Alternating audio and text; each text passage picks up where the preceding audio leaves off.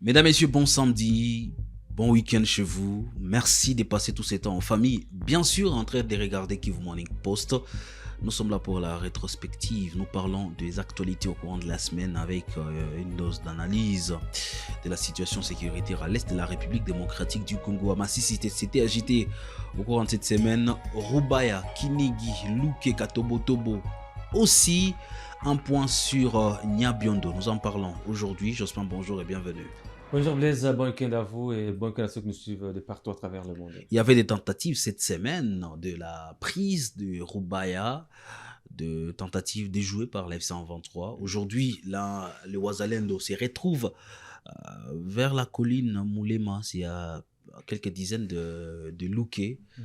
très très loin quand même. On décrit cette situation de cette semaine. Ouais, c'est fut une semaine très très agitée sur les lignes de front de l'axe Kinigi, Luke et Katoy. Il y a eu des tentatives d'offensive des forces armées de la RDC appuyées par les Ouazalendo de descendre sur Rubaya, c'était ça l'objectif affiché. Mhm.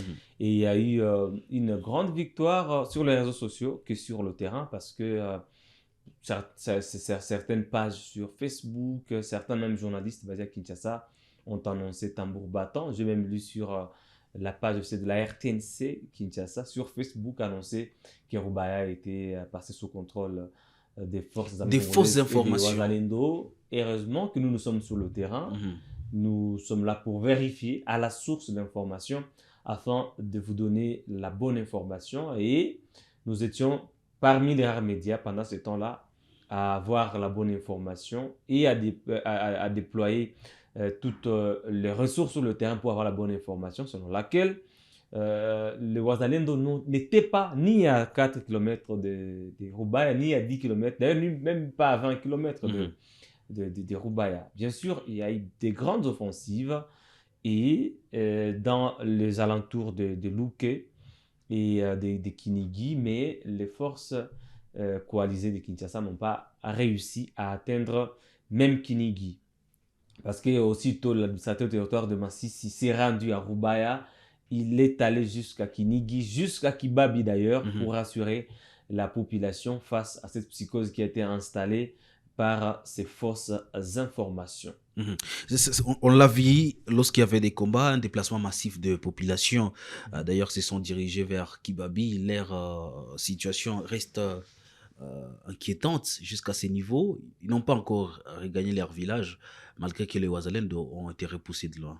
Ben, la bonne nouvelle peut-être pour ces populations, c'est que avec cette arrivée-là, l'administrateur rassure la population et elle peut déjà retourner parce que depuis un moment, il n'y a pas ce système, il n'y a plus ce système de camps de déplacés Mhm. érigés à un endroit donné pour accueillir des milliers de centaines. L'F-123, dans sa politique d'administration, voudrait que chaque population puisse vivre dans son milieu naturel. Voilà En pourquoi train d'évacuer librement aux c'est ça la activités. Mhm. politique, l'idéologie en fait de l'F-123. Vous avez vu même à son arrivée à Goma, tous les camps qu'il y avait autour de Goma qui abritaient des millions d'ailleurs des populations ont été détruits hein, provisoirement et progressivement. Jusqu'à présent, il n'y a plus un seul déplacé autour de Goma. Toutes ces populations-là ont regagné leur village dans le Massissi, dans le Rutshuru et dans le Miragongo et une réinsertion s'en est suivie petit à petit. Et aujourd'hui, l'information que nous détenons, vous le savez peut-être déjà, ceux qui suivent nos éditions d'information, l'AF 123 a pu récupérer 11 villages sur l'axe Kinigi, Kibabi, Katoy, des villages, des petits villages parmi lesquels qui étaient déjà passés sous contrôle des forces armées de la RDC. Parce que en début de ces mois, Mhm. les forces armées de la RDC ont lancé des grandes offensives dans le territoire de Massissi, surtout sur cet axe-là, dans le groupement de Kibabi, pour reprendre Roubaix. C'est ça l'objectif. Mhm. Et lors de ces périples-là, il y a des villages qui sont tombés entre le main ou sous contrôle des forces armées de la RDC de Ouazalendo. Mais quand la menace s'est rapprochée de Kinigi vers Roubaix, les forces de l'F-123 ont été déployés sur cet axe-là et l'objectif était de repousser la menace loin des zones habitées. Voilà dans quelle mesure, dans quelles conditions ces 11 villages ont été récupérés. Et comme vous le disiez, ça ne sera pas évident que les populations reviennent aussitôt. Il faudra d'abord un moment d'observation parce qu'à chaque moment, les hostilités peuvent reprendre. Parce que les Ouazalais n'ont pas encore dit leur dernier mot.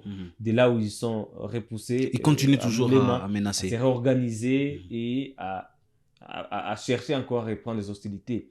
Et une autre menace, un autre danger, c'est les bombardements. Vous savez très bien, à chaque fois qu'il y a une offensive par terre, il y a toujours un renforcement ou un appui par air.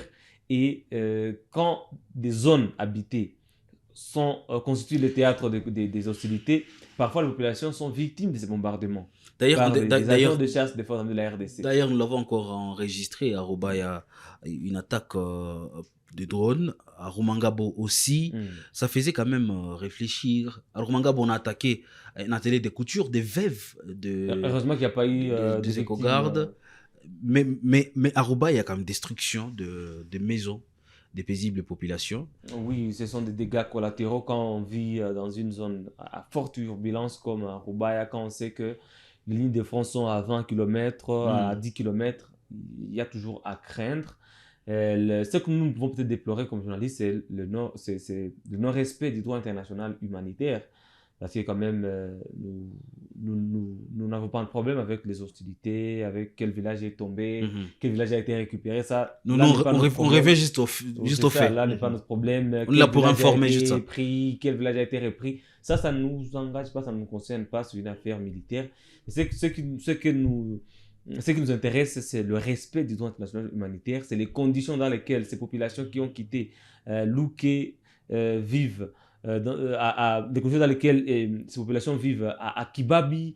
Est-ce que ces habitants de Louké ont accès quand même à la nourriture, aux abris pour vivre pendant un moment? C'est ce qui nous intéresse. Mais comme Louké est déjà repris par la F-123, nous espérons que toutes ces populations vont retourner dans leur village, même si au passage, il y a toujours des pillages quand les Wazalendo se replient ou sont repoussés à leur passage. Ils peuvent partir avec des bétails, avec tout ce qu'ils trouvent dans des maisons de paisibles citoyens. Peut-être que c'est ces dégâts-là qui sont à déplorer.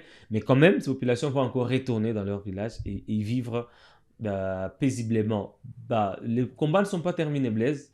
Pour la population, peut-être il faudra beaucoup d'assurance. Heureusement que l'administrateur du territoire de Haut-Tourou est passé par ces villages qui faisaient écho. Du territoire de Massissi. Voilà, comme vous voyez en image, qui faisait écho des récupérations par les FARDC, les Wazalendo. Et voilà, c'est une façon de rassurer la population. Les activités commerciales, socio-économiques s'y déroulent à nouveau normalement. Alors, que ce soit à Roubaïa, à Kinigi ou à Kibabi, tout se passe normalement et la population a besoin de cette assurance-là. C'est pas qu'elle voudrait que ce soit X ou Y qui contrôle, mais son souci, c'est que celui qui contrôle rassure sa sécurité, garantisse la libre circulation des personnes, et de leurs biens, et du commerce dans la zone. Et c'est ce qui est fait actuellement, raison pour laquelle les populations de cette zone voudraient que les forces qui sont là en place maintenant là maintiennent leur emprise pour que 2 semaines après, 1 mois après, il n'y ait plus de déplacement. Parce qu'à chaque déplacement, il y a déstabilisation du tissu économique local, il y a déstabilisation des activités socio-économiques, des activités scolaires dans la zone. Et comme vous le savez, nous allons vers les examens d'État. Les élèves finalistes ont besoin de terminer leur programme. Nous allons vers la fin de l'année. Les élèves du primaire ont également besoin de terminer leur programme. Voilà pourquoi cette stabilité est vivement souhaitée par les habitants de l'axe Kinigi, Katoy et Kibabi. Nous quittons un peu plus la zone ouest-sud du territoire de Massissi pour parler d'une autre région, Nyabiondo, qui a connu également des combats au courant de cette semaine. C'était terrible de ce côté-là. Encore des déplacements des populations. Oui, depuis la fin de l'année passée, Nyabiondo est toujours la cible des attaques de Wazalendo qui proviennent de l'axe Kilambo jusqu'à Lokweti, qui est le bastion de Maïmaï APCLS du général autoproclamé Janvier Karaïri. Comme vous le savez, au sud de la cité, c'est une zone contrôlée par l'F-123. Des Nyabiondo jusqu'à Kanja, Kachebere, c'est un axe contrôlé par l'F-123. Mais au nord, il y a une voie qui va vers même le territoire de Walikale. C'est là où il y a un problème parce que depuis Kilambo jusqu'à Lukweti, c'est une zone 100% contrôlée par les Maïmaï, APCDS, appelés actuellement Ozalendo. Et ces Maïmaï-là savent très bien que Nyabiondo, c'est un grand centre qui est déjà contrôlé par l'F-123 depuis plus d'une année maintenant, mais ils veulent toujours reprendre cette cité. Même si ça semble un peu difficile, pour ne pas dire impossible, parce que Nyabiondo est en cheval entre Massissi, centre, en passant par d'autres villages qui sont au milieu, comme Bourora, Mourou, Bukombo, et Kachebere dans le territoire de Walikale. Et des Goma, si je peux le dire, jusqu'à Massissi centre, sur toute la route, il n'y a que des forces de l'F-123, jusqu'à Nyabiondo. Sur cet axe-là, de Goma jusqu'à Nyabiondo, il n'y a que des forces de l'F-123. Et de Nyabiondo jusqu'à Kachebere et jusqu'à Kibati, il n'y a que des forces de l'F-123. C'est plus loin vers Kibua qu'il y a d'autres Wazalendo.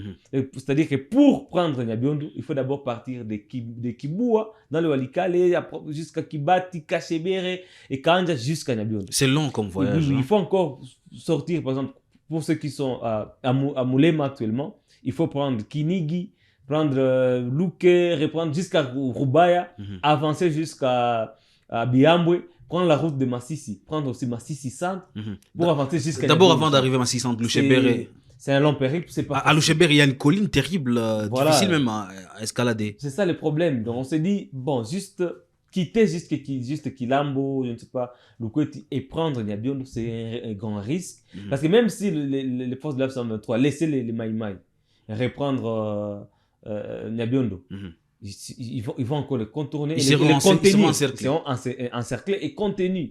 J'ai expliqué tout cela pour montrer que c'est un grand risque qu'on fait courir à la population de Nyabiondo.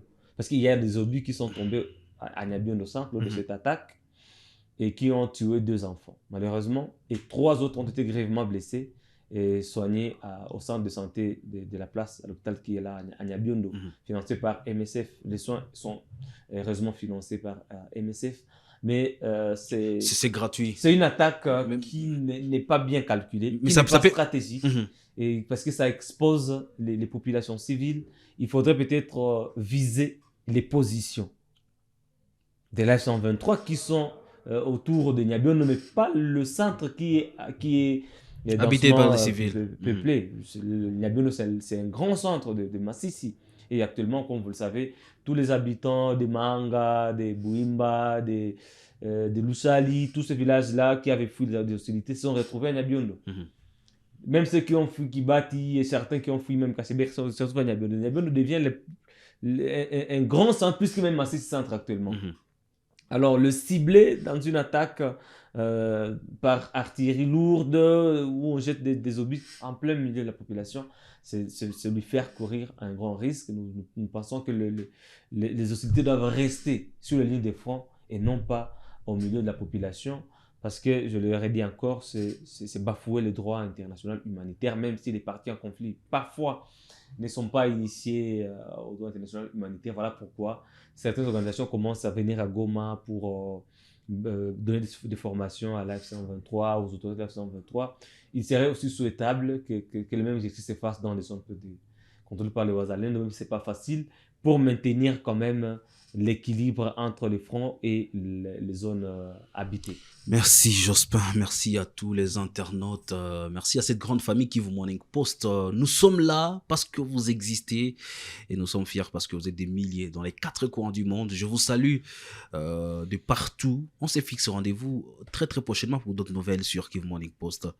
D'abord de la guerre et de faits de l'Est de la RDC. Portez-vous bien.